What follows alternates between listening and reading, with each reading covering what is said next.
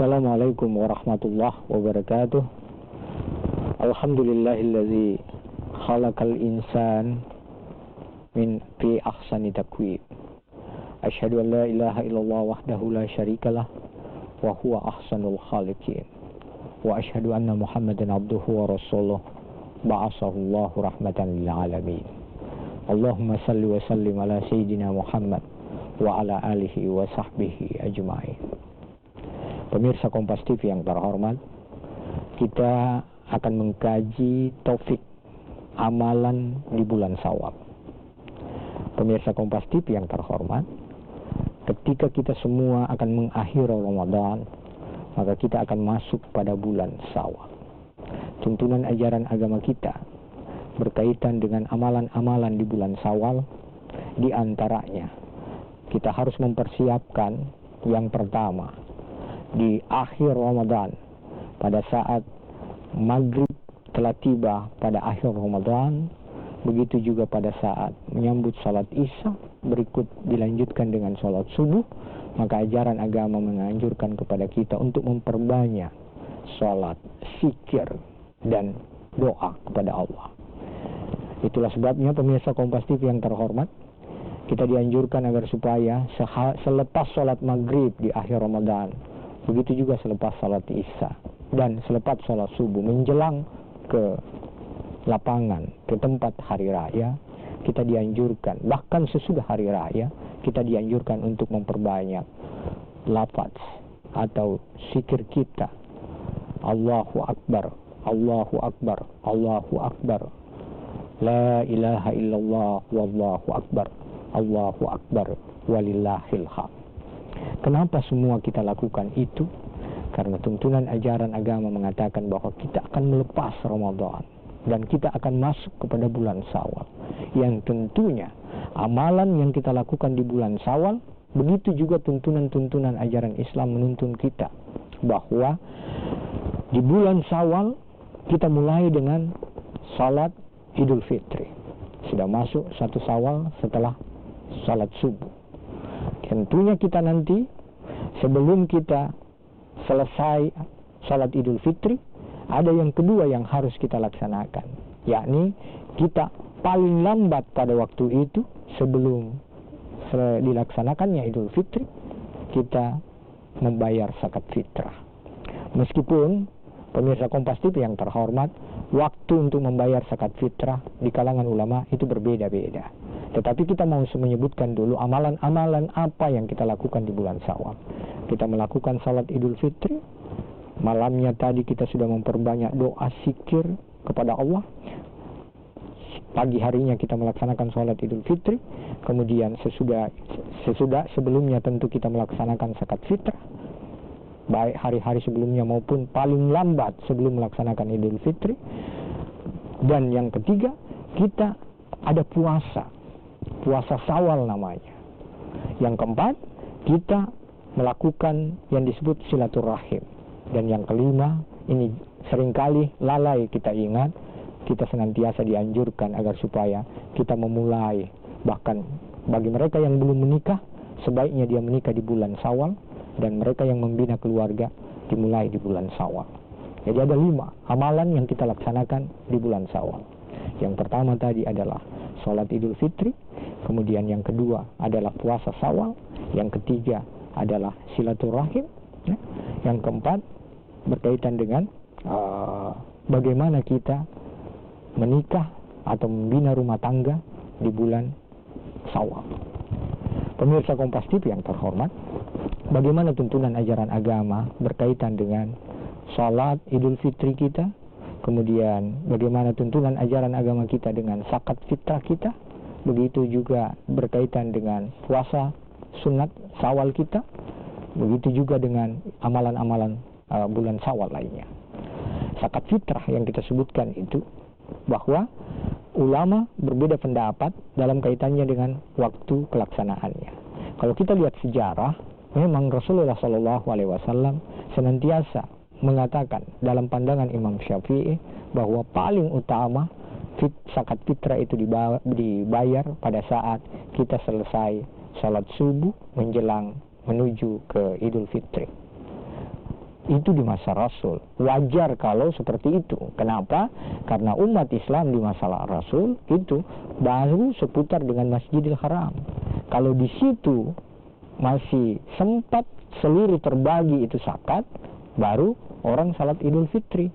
Kalau kita itu tidak bisa lagi karena masyarakat kita sudah sangat luas, perkembangan Islam sudah sangat luas, maka diberikan kewenangan kepada pengelola amil zakat itu untuk melakukan pengumpulan meskipun belum menjelang salat Idul Fitri.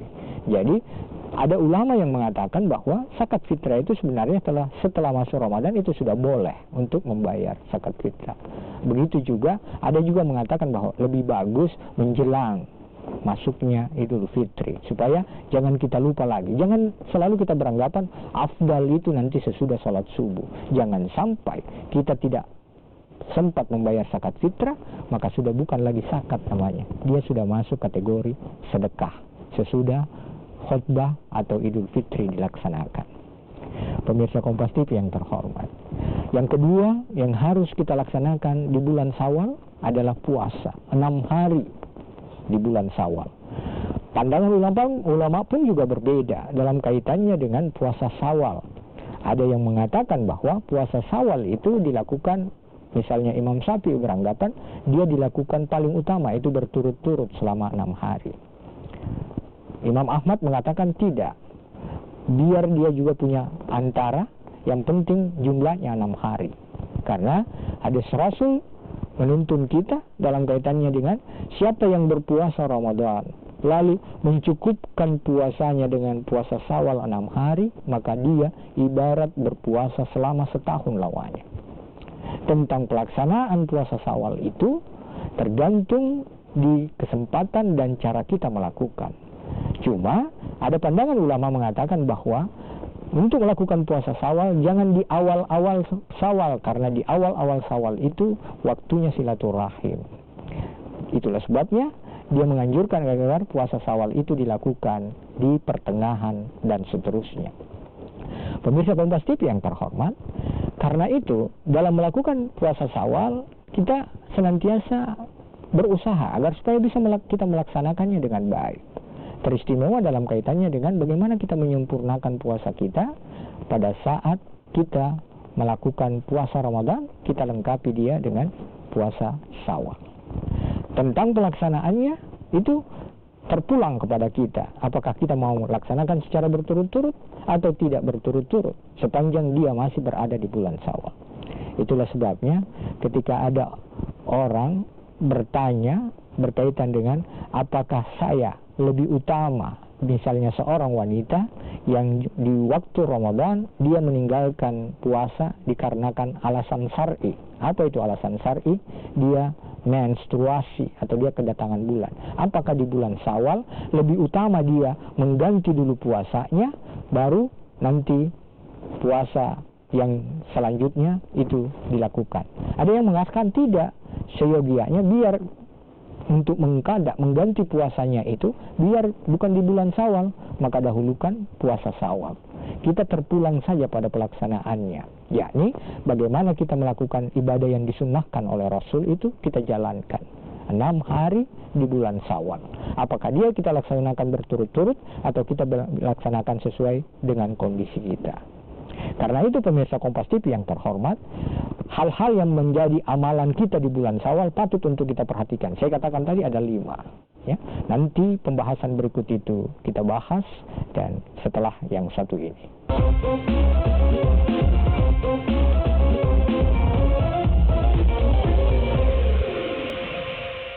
Pemirsa Kompas TV yang terhormat, kita lanjutkan pembahasan kita amalan di bulan Syawal. Kalau tadi kita sudah bicara tentang puasa Syawal, maka kita masuk ke yang kedua, i'tikaf. Kenapa ada i'tikaf di bulan Syawal? Iya, dalam sejarah Rasulullah SAW pernah mengganti i'tikaf yang lalai dilakukan di bulan Ramadan. Ketika Rasulullah SAW dalam sejarah melihat istri beliau justru berlomba-lomba untuk melakukan i'tikaf bersama beliau, Rasulullah khawatir jangan sampai istri beliau semua itu mau i'tikaf karena hanya ingin untuk dekat dengan Rasul. Makanya suatu ketika Rasul tidak melakukan i'tikaf. Maka Rasulullah ganti i'tikaf itu setelah bulan Ramadan, yakni di bulan Syawal. Jadi amalan yang kedua di bulan Syawal, yakni kita mengganti, kalau misalnya kita tidak i'tikaf, kita ganti i'tikaf kita di bulan Syawal. Itulah yang kita laksanakan. Jadi tadi adalah puasa Syawal, yang kedua adalah i'tikaf, yang ketiga adalah silaturahim. Pemirsa Kompas TV yang terhormat, ini juga menjadi perbincangan. Jadi ulama ada yang mengatakan jangan menghususkan silaturahim itu hanya di bulan Syawal, karena memang silaturahim itu adalah perintah Allah, kapan dan dimanapun harus tetap terjaga. Karena itu pemirsa Kompas TV yang terhormat, silaturahim yang kita maksudkan di sini adalah ketika misalnya kita sudah selesai melaksanakan ibadah puasa Ramadan, kita sudah selesai Idul Fitri, tapi kita khawatir jangan sampai ada di antara kita, seperti pesan ajaran agama kita, seluruh kesalahan yang kita lakukan, kalau itu berkaitan dengan Allah, maka itu akan mudah dimintakan ampunan. Apa itu? Ibadah-ibadah kita ujungnya semua akan mengampuni kesalahan kita kepada Allah. Tetapi yang berkaitan dengan kesalahan kita terhadap sesama manusia, itu yang sulit. Karena banyak di antara kita begitu mudah kita melupakan kesalahan kita kepada orang lain, tapi begitu susahnya kita melupakan kesalahan orang lain kepada kita. Itulah sebabnya dalam ajaran agama kita, mengulurkan tangan meminta maaf itu senantiasa mudah kita lakukan. Tetapi memberi maaf kepada orang lain yang mengulurkan tangan memohon maaf itu jauh lebih utama. Ajaran-ajaran agama kita itu senantiasa menuntut dalam kaitannya dengan silaturahim. Ini harus tetap terjaga. Kalaupun kita tidak bisa kita berjumpa secara fisik, kita mungkin bisa menggunakan media komunikasi yang sekarang ramai kita gunakan, bisa melalui ucapan permohonan maaf, melalui media kita, melalui handphone kita, dan lain-lain sebagainya. Itu semuanya dimaksudkan agar supaya silaturahim kita tidak terputus. Pemirsa Kompas TV yang terhormat, keutamaan silaturahim itu sangat dianjurkan dalam Islam. Meskipun saya katakan tadi, jangan hanya mengkhususkan silaturahim itu hanya di bulan Syawal, tetapi dia merupakan amalan yang termasuk dipuji ketika kita laksanakan di bulan Syawal. Jadi selain tadi Idul Fitri, kemudian kita puasa Syawal, kemudian kita i'tikaf, dan yang keempat kita lakukan yakni silaturahim. Pemirsa Kompas TV yang terhormat, dalam beberapa riwayat Rasulullah SAW senantiasa menuntun kita bahwa ada nanti di antara keluarga yang bisa justru berkumpul dengan anak cucu kakek neneknya yang tidak pernah dia jumpai. Kenapa dia bisa mendapat keistimewaan seperti itu? Karena pada dasarnya dia senantiasa menjalin silaturahim waktu dia masih hidup. Semasa hidupnya dia tidak memutuskan silaturahim. Inilah semua yang oleh Allah disebutkan, alladzina yasiluna ma amarallahu bihi an yusala. Orang-orang yang senantiasa menyambung apa yang diperintahkan oleh Allah untuk disambung. Apa itu? Silaturahim. Makanya dia memperoleh keutamaan di akhirat karena dia senantiasa menjaga silaturahim itu. Dia bisa berkumpul dengan kakek neneknya yang tidak pernah dia jumpai, bisa berkumpul dengan cucu cicitnya yang tidak pernah bergaul dengannya. Karena apa? Dikarenakan dia menyambung silaturahim. Begitu pentingnya itu silaturahim untuk kita jaga, sehingga kita semua dianjurkan jangan sampai ada di antara kita yang memutuskan silaturahim. Siapa di antara kamu, kata Rasulullah, yang memutuskan tali silaturahim, maka Allah juga akan memutuskan tali kasih sayang kepadanya. Tapi siapa di antara kamu yang menyambung silaturahim, Allah juga akan menyambung tali kasih kepadanya. Pemirsa Kompas TV yang terhormat, itulah sebabnya dalam ajaran agama kita, kita semua nanti insya Allah bisa berkumpul dengan generasi sebelum kita, abaihim, generasi sesaman kita, wasuriyatihim, ya. Jadi kita berkumpul dengan generasi sebelum kita, generasi sesaman dengan kita, dan generasi sesaman itu wa aswajihim, ya, generasi sebelum kita atau generasi anak-anak kita itu adalah generasi yang juga akan berkumpul dengan kita. Kenapa? Karena kita menyambung silaturahim. Kenapa semua ini bisa terjadi? Karena itu yang disebutkan oleh Allah dalam Al-Quran tadi, alladzina yasiluna ma amarallahu bihi ayyusal. Orang-orang yang senantiasa menyambung apa yang diperintahkan oleh Allah untuk disambung. Apa itu? Silaturahim. Pemirsa Kompas TV yang terhormat, sayang sekali seringkali kita memaknai silaturahim itu hanya pada saat kita bersalam-salaman. Padahal sebenarnya silaturahim itu adalah ketika kita sama-sama mau untuk membagi kasih terhadap sesama. Itulah silaturahim. Meskipun secara fisik kita tidak berjumpa, tetapi ada keinginan untuk saling memaafkan melalui media dan alat-alat yang lain, itu dimaksudkan dengan keinginan untuk bersilaturahim. Pemirsa Kompas TV yang terhormat, jadi saya ulangi kembali, yang pertama adalah sholat Idul Fitri, kemudian kita puasa Syawal, ya zakat fitrah tadi juga sebelumnya, kemudian puasa Syawal, kemudian kita masuk ke i'tikaf. Jadi i'tikaf boleh dilanjutkan atau diganti i'tikaf di bulan Ramadan, kemudian silaturahim, yakni senantiasa menyambung tali persaudaraan. Untuk amalan yang kelima, pemirsa Kompas TV yang terhormat, nanti kita bahas setelah yang satu ini.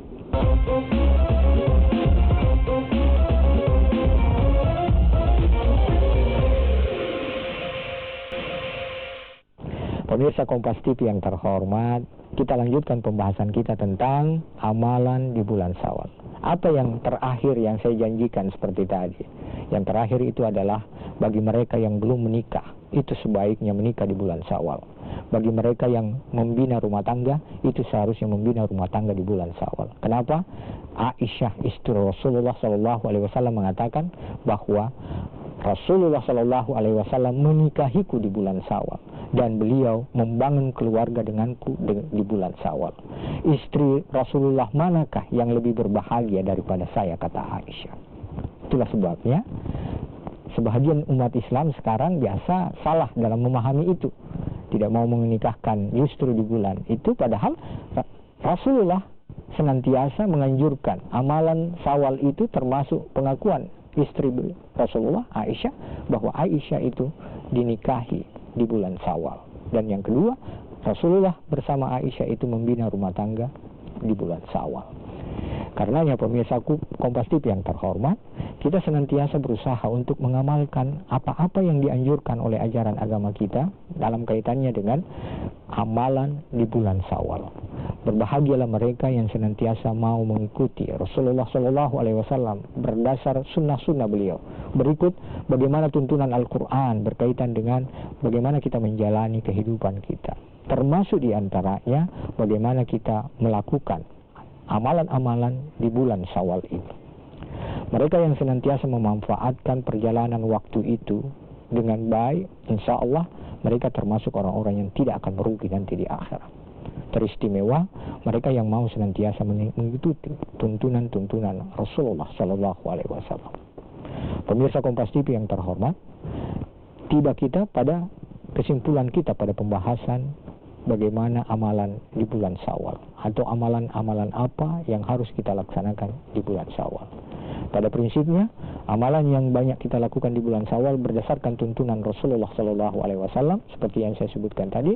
Setelah kita melaksanakan zakat fitrah, tentunya kita akan melakukan salat Idul Fitri, yang tentunya tuntunan dari masing-masing peribadatan ini sangat jelas dalam sunnah-sunnah beliau. Pemirsa Kompas TV yang terhormat, baik zakat fitrah maupun Idul Fitri, berikut puasa Syawal, semuanya dapat kita dapatkan petunjuknya dalam sunnah-sunnah beliau. Begitu juga silaturahim, dan yang kelima bagaimana dengan menjalin keluarga atau membina rumah tangga dimulai di bulan Syawal. Karena itu, mari kita melaksanakan amalan-amalan Syawal itu dengan baik. Keutamaan-keutamaan yang ada di dalamnya luar biasa. Bagi mereka yang menggenapkan puasa Ramadannya dengan puasa Syawal 6 hari, itu akan sama nilainya bahwa dia berpuasa setahun penuh. Mereka yang senantiasa menyambung tali silaturahim di bulan Syawal, nanti insya Allah termasuk orang yang senantiasa memperoleh kasih sayang dari Allah. Mereka yang senantiasa mau memulai baik mengganti i'tikafnya yang tidak dilakukan di bulan Ramadan, kemudian dia mengganti di bulan Syawal, juga pahala sama dengan pahala yang diperoleh ketika dia i'tikaf di bulan Ramadan. Begitu juga mereka yang memulai kehidupannya dengan memulai membangun rumah tangga di bulan Syawal. Semuanya mengandung keutamaan. Sehingga kita semua insya Allah termasuk orang-orang yang senantiasa mau mengikuti tuntunan Rasulullah. Rasulullah senantiasa mengatakan bahwa dalam kaitannya dengan sunnah-sunnah beliau, termasuk diantaranya pada yang kita sebutkan yang terakhir, jadi nikah itu, kata Rasulullah, an-nikahu sunnati, nikah itu adalah sunnahku, faman raghiba an sunnati falaisa minni, siapa yang tidak melaksanakan sunnahku maka dia bukan umatku. Karena itu kita mau menggenapkan, menyempurnakan kita sebagai umat Muhammad Sallallahu Alaihi Wasallam, mari kita laksanakan sesuai dengan tuntunannya. Semua ini adalah kepentingan kita, semua ini adalah kebaikan kita. Karena itu pemirsa Kompas TV yang terhormat, mari kita lakukan semua itu berdasarkan tuntunan Rasulullah Sallallahu Alaihi Wasallam yang tentunya semua mengacu pada Al-Quran yang kita semua baca, yang semua kita jadikan sebagai pegangan dalam hidup ini. Mudah-mudahan insya Allah kita semua termasuk orang-orang yang nanti bisa menjalin silaturahim, bisa mengamalkan amalan-amalan Syawal seperti apa yang dituntunkan oleh Rasul, karena adanya keinginan kita untuk menjadi pengikut Rasulullah Sallallahu Alaihi Wasallam, dan insya Allah beliau atau Rasulullah akan menjadikan kita sebagai umatnya yang dirindukan, yang akan berjumpa dengan kita meskipun kita tidak hidup sesamaan dengan beliau, meskipun tidak bergaul dengan beliau, tetapi kita percaya, kita mengikuti apa yang beliau ajarkan, apa yang beliau tuntunkan. Termasuk dalam hal ini adalah melaksanakan amalan-amalan di bulan Syawal. Sekian pemirsa Kompas TV yang terhormat, mudah-mudahan insya Allah selamat memasuki bulan Syawal, selamat memasuki Idul Fitri, semua dengan meraih kemenangan insya Allah, dan mudah-mudahan terpelihara seluruh amalan-amalan kita di bulan Ramadan tetap terjaga dengan amalan-amalan yang kita lakukan setelah kita semua merayakan Idul Fitri. Saya akhiri, Assalamualaikum warahmatullahi wabarakatuh.